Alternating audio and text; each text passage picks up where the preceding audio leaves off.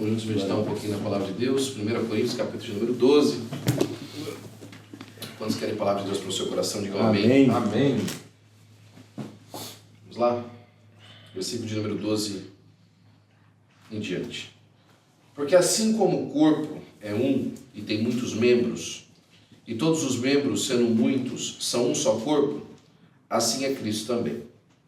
Pois todos nós fomos batizados em um Espírito, formando um corpo, quer judeus, quer gregos, quer servos, quer livres, e todos temos bebido de um Espírito. Porque também o corpo não é um só membro, mas muitos. Se o pé disser, por que não sou mão, não sou do corpo, não será por isso do corpo? E se a orelha disser, porque não sou olho, não sou do corpo, não será por isso do corpo? Se todo o corpo fosse olho, onde estaria o ouvido? Se todo fosse ouvido, onde estaria o olfato? Mas agora Deus colocou os membros no corpo, cada um deles como quis. E se todos fossem um só membro, onde estaria o corpo?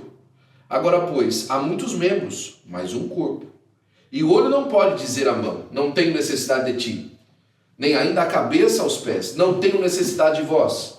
Antes, os membros do corpo que parecem ser os mais fracos são necessários. E os que reputamos serem menos honrosos no corpo, a esses honramos muito mais. E aos que em nós são menos decorosos, damos muito mais honra. Porque os que em nós são mais honestos, não têm necessidade disso. Mas Deus assim formou o corpo, dando muito mais honra ao que tinha falta dela.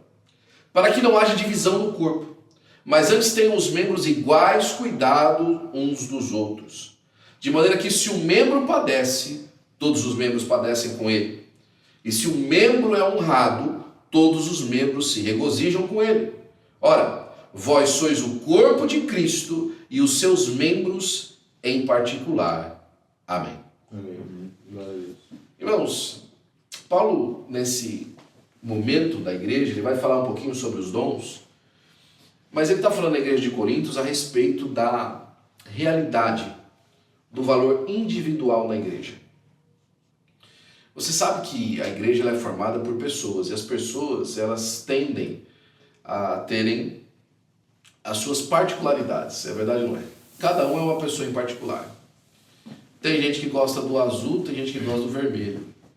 Tem gente que gosta do azul e do vermelho. E tem gente que não gosta de nenhum dos dois. E os gostos das pessoas, por diversas vezes, formam a opinião delas sobre a vida, sobre o certo, sobre o errado, sobre o bom, sobre o justo, sobre o mal, sobre o injusto. Mas a palavra de Deus vai dizer, e aqui Paulo falando, escrevendo na igreja de Coríntios, para que a primeira coisa que se tivesse inteligência na igreja para saber, é que ninguém na igreja é sozinho. Ninguém na igreja sobrevive sozinho, anda sozinho, faz sozinho ou se move sozinho. A igreja ela é manifesta e ela é o corpo de Cristo manifestado na terra. E aqui ele vai falar que os membros do corpo podem ser até muitos, mas o corpo é um só. Não tem a minha igreja e a sua igreja, tem a igreja de Jesus e nós como parte delas. Não tem a minha visão de igreja e a sua visão de igreja, tem aquilo que Jesus criou a igreja para ser e nós dentro dela. É importante a gente alertar as pessoas que nos ouvem, a nossa família, os nossos irmãos mais perto, aquelas pessoas que a gente tem como dar um conselho para elas, que existe uma necessidade muito grande de nós nos atentarmos à realidade do que significa ser igreja. De que ser igreja não é um contrato social. De que ser igreja é muito além do que assinar um pacto de membresia ou fazer um formulário de membresia da igreja. De que ser igreja é compartilhar a vida. É compartilhar tudo que nós somos, na totalidade de quem nós somos. Não naquilo que a gente deseja apresentar uma vez por semana no domingo, quando a gente vem no culto. E se a gente vem no culto? Não. É manifestar na nossa própria vida e na nossa maneira de ser que nós somos um só diante do Senhor. Alguém falava esses dias atrás, eu achei muito interessante. Se você cortar um pedaço de ferro e pegar outro pedaço de ferro e pegar uma solda e juntar, aquele ferro vai ter uma união por causa daquela solda. Mas ele está unido por conta daquela intervenção que foi feita. Mas ele não é uma unidade. Ele é 2 barras de ferro soldado. É verdade ou não é? Ele está em união, porque ele foi feito uma união entre eles. Né? Ele se transforma uma peça inteira, mas ele não está em unidade. Ele está unido, mas ele não está em unidade. Agora, você quer deixar uma coisa em unidade, você quer deixar essa barra de ferro em unidade? Você derrete as 2 partes de ferro e faz uma só. Aí sim ela está em unidade. Aí não tem agora trinco mais entre uma parte e outra. O que nós precisamos entender na igreja do Senhor Jesus Cristo é que quando nós somos feitos parte do corpo de Cristo, nós deixamos de ser a nossa totalidade individual para ser parte como um membro de um todo. Para ser parte como um membro de alguma coisa maior. O que a igreja hoje falha, infelizmente, em muitos lugares não se prega isso, é que ninguém tem nada a ver com a sua vida. É que ninguém tem nada a ver com o que você é. É que você pode ser o que você quer ser, mas Jesus nos chamou não para ser aquilo que a gente quer ser, mas para ser aquilo que Ele quer ser através de nós. Parte do seu corpo. Jesus tem uma história para escrever. E em vez da gente ficar tentando ser protagonista da nossa, Ele nos convida para ser coadjuvante da dele. Ele nos convida para andar junto com aquilo que Ele quer fazer, não com aquilo que a gente quer fazer. Aqui Paulo no versículo 13 fala assim: todos nós fomos batizados em um espírito, formando um corpo. E aí ele fala uma coisa interessante: quer judeus, quer gregos, quer servos, quer livres. Uma das coisas mais bonitas da igreja fora do Brasil, da igreja imigrante, né, da igreja que está fora da sua cultura, é que isso aqui é muito mais fácil de observar. Porque, por exemplo, a igreja lá em Minas Gerais, ela é formada predominantemente por mineiros. Todo mundo tem mais ou menos a mesma cultura, todo mundo gosta no final do dia de um pãozinho de queijo com café, todo mundo tem mais ou menos o mesmo pensamento sobre a vida. E aí você ser unidade é bem mais fácil. Lá em São Paulo é a mesma coisa. Todo mundo nasceu em São Paulo. A igreja de Tupã, predominantemente, é formada por tupaenses. A igreja de Limeira é predominantemente formada por pessoas que nasceram do pé de limão. E assim em cada seu lugar. Mas fora do país, no estrangeiro, as igrejas imigrantes já são uma diferença dentro do corpo da cultura total. E mesmo dentro desse corpo separado de imigração, cada um vem de um lugar. Aqui, o trabalho para ser corpo é muito maior. Aqui, essa consciência de que nós somos batizados não na nossa geração genética, não na nossa cultura de preferência, não na nossa maneira ideal de ser, de pensar e de existir, mas o Espírito Santo de Deus é que tem que florescer.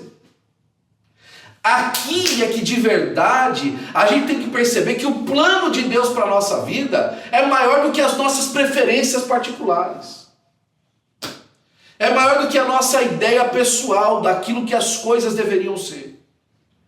É porque nesse lugar aqui santo, reservado, separado para a glória de Deus, é que o Senhor Jesus Cristo separou para que os seus servos buscassem deixar as coisas que a cada dia o atrapalha e buscar ser parecido com Jesus. Fizesse aquilo que ele disse: olha, aquele que quiser vir após mim, negue-se a si mesmo, tome a sua cruz e siga-me. Seguir a Jesus. E ele vai falar também que o corpo não é um só membro, mas muitos. Dizendo que também a nossa unidade não está na nossa uniformidade. Eu repeti. A nossa unidade não está na nossa uniformidade. Nós não somos iguais.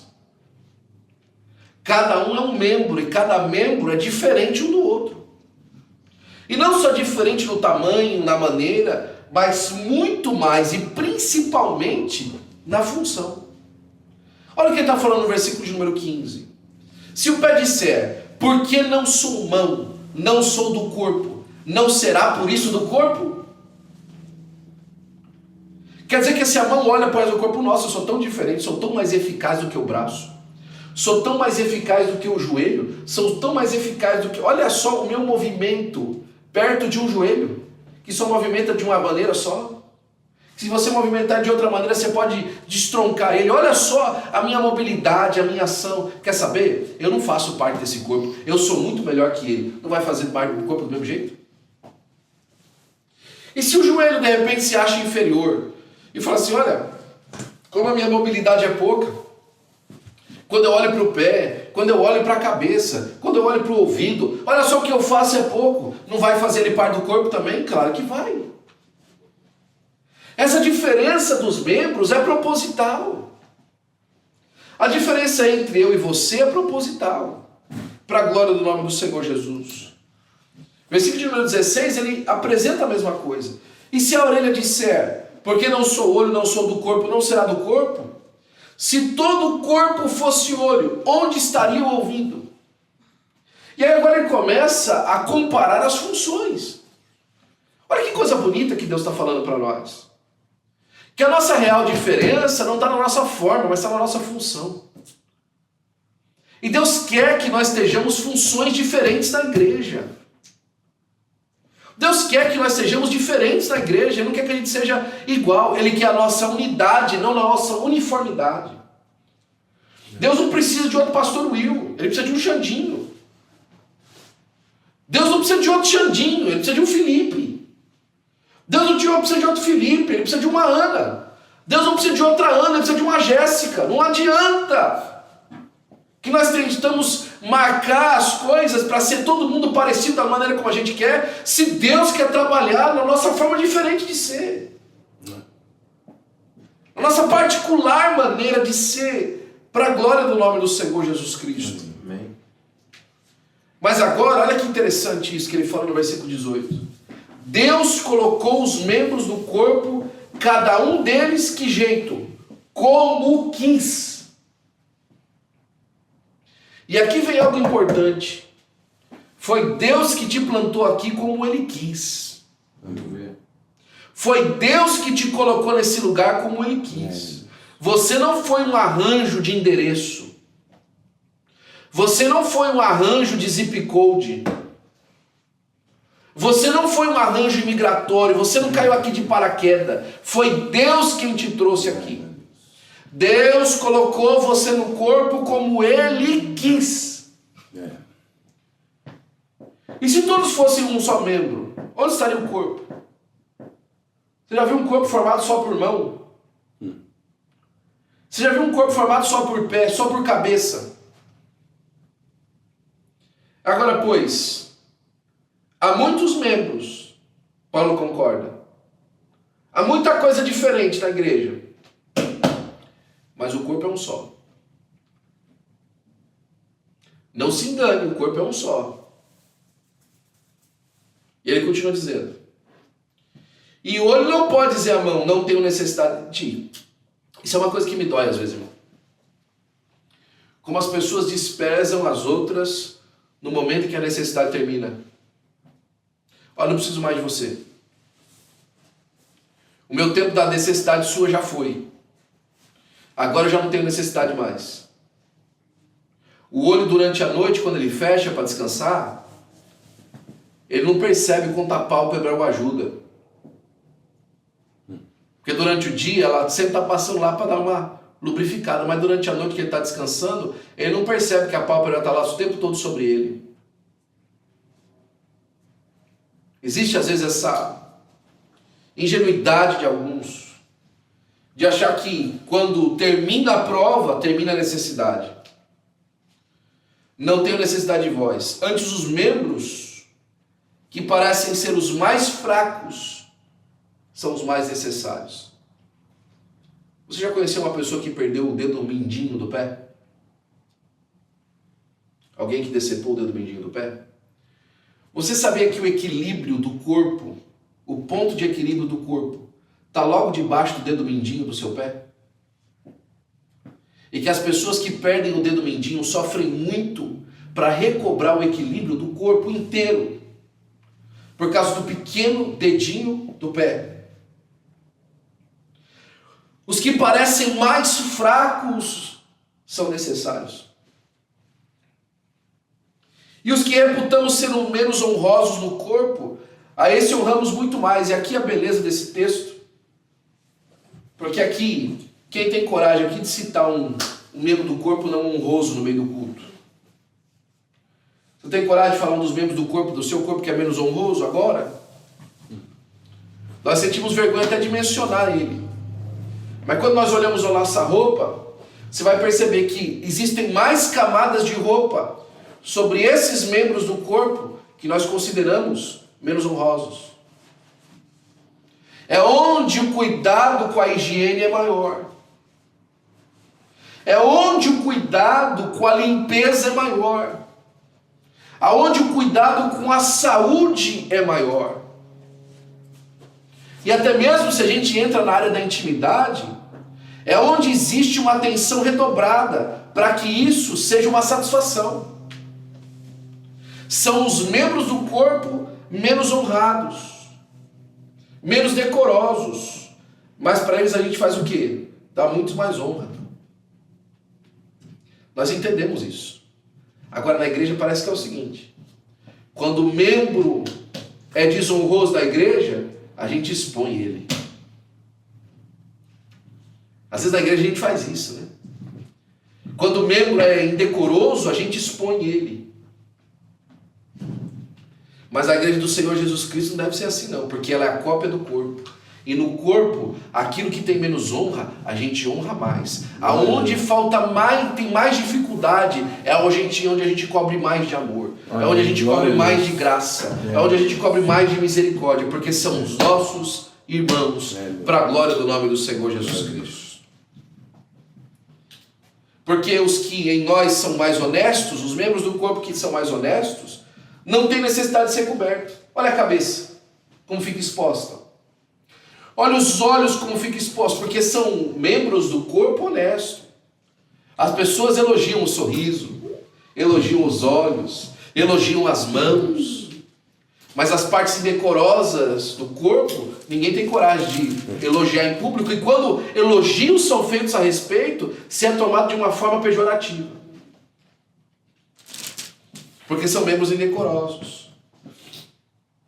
Agora, para que não haja divisão no corpo, mas antes tenhamos membros de igual cuidado uns com os outros, de maneira que se o membro padece, ele está falando, todos os membros padecem com ele. Isso é uma outra realidade da igreja. Eu estava almoçando com alguns irmãos no dia de hoje, nossos queridos Adelcio e Trícia, eles estavam falando para mim de um problema que eles tiveram, de uma dor que eles passaram, uma unha que machucou. E a dor no corpo inteiro por causa daquela unha. Uma unha da mão, uma unha do pé, que faz com que todo o corpo se sinta mal. Por causa de uma unha. Na igreja também deve ser assim. Se o membro padece, todo o corpo deve padecer com ele. E se o membro é honrado, se existe alegria em alguém, toda a igreja tem que se alegrar junto também, porque nós somos um corpo só. Versículo 27 nós terminamos nessa noite. Ora, depois dessa explicação toda que eu dou para vocês sobre o corpo, depois de toda essa descrição que eu dou para vocês de como é que vocês devem agir, ora, vós sois o corpo de Cristo. O corpo de Cristo. E os seus membros em cada uma das individualidades de vocês. Os seus membros em particular. Ao mesmo tempo que como indivíduo você é membro, como conjunto, você é corpo. Porque o corpo é a igreja do Senhor Jesus Cristo na terra, para a glória do Senhor. Glória a Deus. Então que essa palavra nessa noite possa permitir que você não deixe nem um minuto da sua vida de amar os seus irmãos, de servir os seus irmãos, de andar junto, de fazer, insistir para andar junto, insistir para fazer a vontade de Deus junto com eles, insistir para servir a Deus como uma unidade, para que nós possamos chegar no céu como um corpo inteiro, mas com um corpo completo, servindo ao Senhor com todas as funções que o corpo foi dado, para que o nome do Senhor Jesus Cristo seja glorificado para sempre. Que Deus abençoe os irmãos em nome de Jesus. Amém?